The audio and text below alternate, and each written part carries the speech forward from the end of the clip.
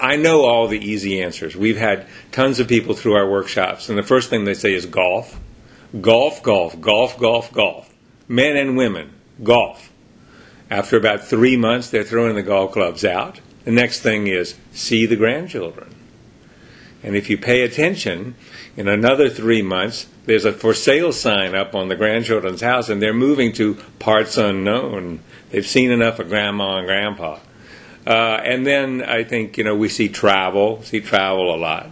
Those are the easy answers, but none of those things actually make retirement. We've seen estimates that about 40% of the boomers or higher are actually going to suffer depression.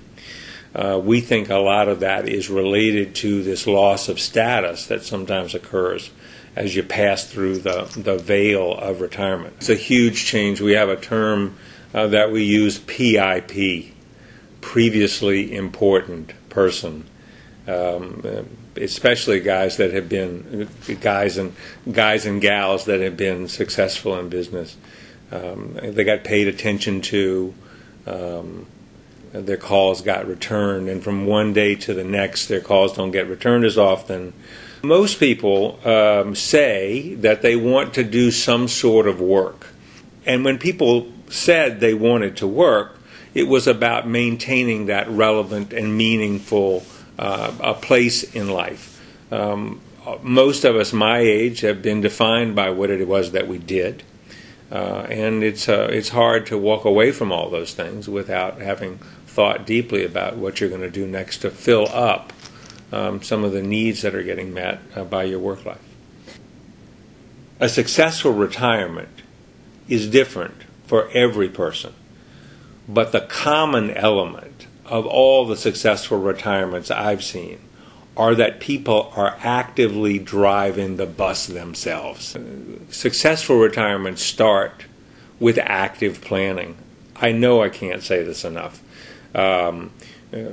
People that are retiring today from the boomer cohort have participated in one of the longest secular positive economic trends in history.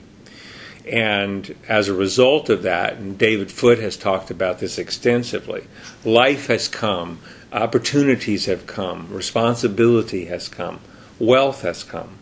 And we haven't oftentimes had to work as hard at it. I don't think that condition or those conditions are going to exist in retirement, which makes it even more important that you, the boomer, take control of his own destiny and begin to make a plan. There are 3 kinds of activities that you need to blend into a plan. You got to have your pleasant activities, your leisure activities, your golf and your travel. They're based on your interest. That's why we feel it's so essential to remember what those interests are that you've built up over your life. The next part we say are engaging activities. So you've got pleasant activities, and then you've got engaging activities.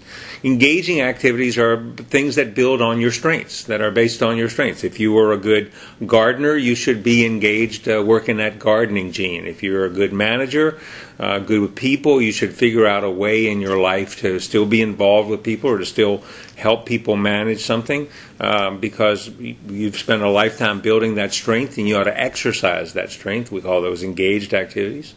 And then the third kind of activity we talk about having is a meaningful activity.